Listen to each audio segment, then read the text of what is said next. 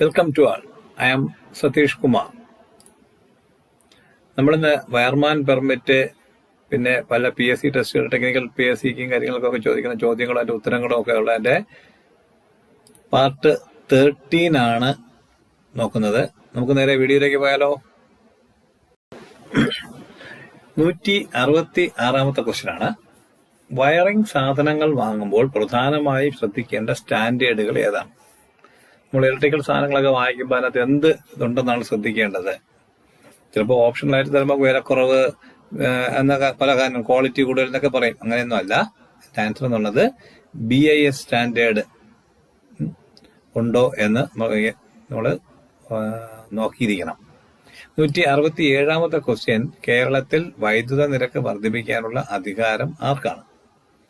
ഇത് മുമ്പൊരിക്കൽ ഞാനിങ്ങനെ പറഞ്ഞിട്ടുണ്ടോ എന്ന് തോന്നുന്നു. അതിന്റെ ആൻസർ എന്ന് പറയുന്നത് Kerala state electricity regulatory commission ആണ്. അല്ലാതെ വൈദ്യുത ബോർഡിനോ അല്ലെങ്കിൽ എനർജി മാനേജ്മെന്റ് സെന്ററിനോ മന്ത്രിക്കോ ഒന്നും ഇതിനുള്ള അധികാരം ഇല്ല. 168ാമത്തെ ക്വസ്റ്റ്യൻ, ഇൻവെർട്ടർ ഏത് റേറ്റിംഗിലാണ് പറയുന്നത്?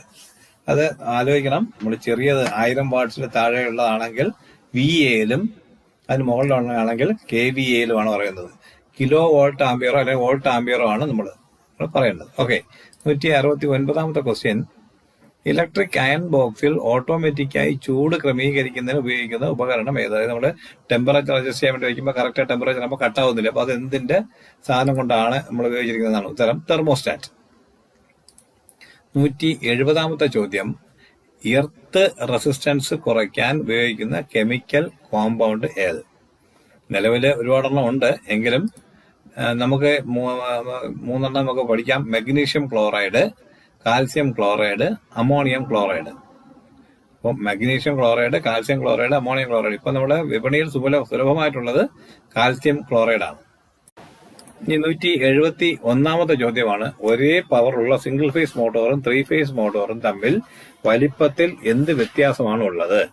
അതായത് ഒരേ പവറുള്ള, ഇപ്പൊ നമ്മൾ ഉദാഹരണത്തിന് 5 HP മോട്ടോർ പറയുകയാണെങ്കിൽ 5 HP മോട്ടോർ പറഞ്ഞപ്പോൾ അത് സിംഗിൾ ഫേസ് 5 HP മോട്ടോർ എത്രയായിരിക്കും, 3 ഫേസ് 5 HP മോട്ടോർ എത്രയായിരിക്കും എന്ന് ചോദിച്ചു കഴിഞ്ഞാൽ, ഇവർ തമ്മിൽ സിംഗിൾ ഫേസ് മോട്ടോർ ആണെങ്കിൽ അതിന് 3 ഫേസിനേക്കാളും ഒരു 30% വലിപ്പം കൂടുതലായിരിക്കും.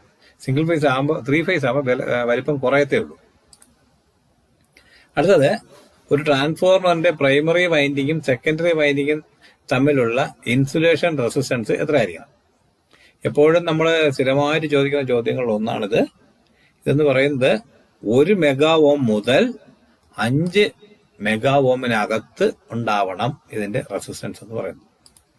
173ാമത്തെ ചോദ്യം, ഒരു ഡിസ്ട്രിബ്യൂഷൻ ട്രാൻസ്ഫോമറിൽ വൈൻഡിങ്, ബുഷ്, കോറ്, ഓയിൽ ഇവയിൽ ഏതാണ് പുറത്തു നിന്ന് കാണാൻ സാധിക്കുന്നത്? അപ്പൊ നമുക്ക് ട്രാൻസ്ഫോമർ നമ്മൾ കണ്ടിട്ടുണ്ടാവും. പിന്നെ ബോഡിക്ക് അകത്താണ് ഈ ഓയിലും കോറും ഒക്കെ വൈൻഡിങ്ങും ഒക്കെ വരുന്നത്. അപ്പൊ പുറത്താകെപ്പാടാണ് നമ്മൾ കണക്ഷൻ കൊടുക്കുകയും എടുക്കുകയും ചെയ്യുന്ന ബുഷിങ്ങുകളാണ്. അപ്പൊ അതിന്റെ ആൻസർ ബുഷിങ്. 174ാമത്തെ ചോദ്യം, ഒരു 3 ഫേസ് സിസ്റ്റത്തിൽ വോൾട്ടേജുകൾ വേർതിരിയുന്നത് എത്ര ഡിഗ്രി ആണ്? ഒരു 3 ഫേസ് സിസ്റ്റത്തിൽ വോൾട്ടേജ് വരെ നമ്മൾ കണ്ടിട്ടുണ്ട്, Y ഷേപ്പിൽ തിരിയുന്നുണ്ട്. അതായത് 360 ഡിഗ്രിയെ കറക്റ്റ് 3 ആയിട്ട് ഡിവൈഡ് ചെയ്യുകയാണ്. 120 ഡിഗ്രിയാണ് എന്റെ ഉത്തരം. 175ാമത്തെ ചോദ്യം, PVC-യുടെ പൂർണ്ണ രൂപം എന്ത്? PVC, poly vinyl chloride. Poly vinyl chloride. 176ാമത്തെ ചോദ്യം, ഫ്ലെക്സിബിൾ കോഡ് ഉപയോഗിക്കാൻ പാടില്ലാത്ത വയറിംഗ് ഏത്? നമ്മൾ ഫ്ലെക്സിബിൾ കോഡ് സാധാരണ വയറിംഗ് ഉപയോഗിക്കാൻ പാടില്ലാത്തത് കൺസീൽഡ് വയറിങ്ങിനാണ്. നമ്മളെ ഈ പറയുന്ന അയൺ ബോക്സ് അല്ലെങ്കിൽ ഡ്രില്ലിംഗ് മെഷീൻ ഇങ്ങനെയുള്ളതിനൊക്കെ കോഡുകളായിട്ട് ഉപയോഗിക്കാം. അല്ലെങ്കിൽ ചില ഈ പെൻഡന്റ് ലാമ്പുകളൊക്കെ തൂക്കിയിടാനായിട്ട് ഇതൊക്കെ ഉപയോഗിക്കാം. അങ്ങനെയുള്ളതിനാണ് നമ്മൾ ഈ കോഡ് വയർ ഉപയോഗിക്കുന്നത്, ഫ്ലെക്സിബിൾ ആയിട്ടുള്ള കോഡ് വയർ ഉപയോഗിക്കുന്നത്. ഓക്കെ.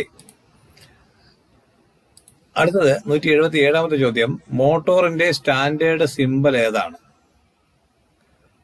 മോട്ടോറിന്റെ സ്റ്റാൻഡേർഡ് സിമ്പൽ എന്ന് പറഞ്ഞാൽ റൗണ്ടിനകത്ത് M എന്നുള്ള ഒരു എഴുത്തുണ്ടാവും. അത് DC ആണെങ്കിൽ അതിന്റെ അടിയിൽ ഒരു വര വരും, സ്ട്രേറ്റ് ലൈൻ വരും. AC ആണെങ്കിൽ ഒരു സൈൻ വേവ് വരയ്ക്കും. ഓക്കെ. കോമൺ ആയിട്ട് കാണിക്കുന്നത് M, റൗണ്ടിനകത്ത് M. 178ാമത്തെ ചോദ്യം, ഒരു C ക്ലാസ് കോൺട്രാക്ടർക്ക് ഏറ്റെടുത്ത് ചെയ്യാൻ കഴിയുന്ന പരമാവധി കണക്ടഡ് ലോഡ് എത്ര? അത് ജനറേറ്റർ ആണെങ്കിൽ 10 kVA, വയറിംഗ് വർക്കുകളാണെങ്കിൽ 10 kW. അതിൽ തന്നെ ഇൻഡസ്ട്രിയിൽ അങ്ങനെയുള്ള കാര്യങ്ങളൊന്നും ഒഴിവാക്കാൻ പറഞ്ഞിട്ടുണ്ട്.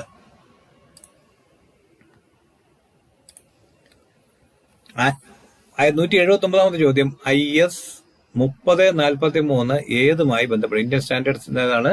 അതിനകത്ത് 3043 എന്ന് പറയുന്നത് ഏത് റൂളുമായിട്ട് ബന്ധപ്പെട്ട് അല്ലെങ്കിൽ എന്ത് കാര്യവുമായിട്ടാണ് ബന്ധപ്പെട്ടിരിക്കുന്നതാണ്. അത് നമ്മുടെ ഉത്തരം എർത്തിങ് ആണ്. എർത്തിങ്ങുമായിട്ട് റിലേറ്റഡ് ആയിട്ടുള്ളതാണ് IS 3043. ഇനി യാന്ത്രികോർജ്ജത്തെ വൈദ്യുതോർജ്ജമാക്കി മാറ്റുന്ന ഉപകരണം ഏത്? നമ്മളിത് വളരെ കൊച്ചു ക്ലാസ്സുകളിലൊക്കെ പഠിച്ചതാണ്. ജനറേറ്റർ ആണ് അതിന്റെ ഉത്തരം. അപ്പോ നമ്മള് 13ാമത്തെ വീഡിയോ കഴിഞ്ഞിരിക്കുകയാണ്. ഇനി 14ാമത്തെ വീഡിയോ വരുന്നത് വരെ കാത്തിരിക്കുക. Thank you.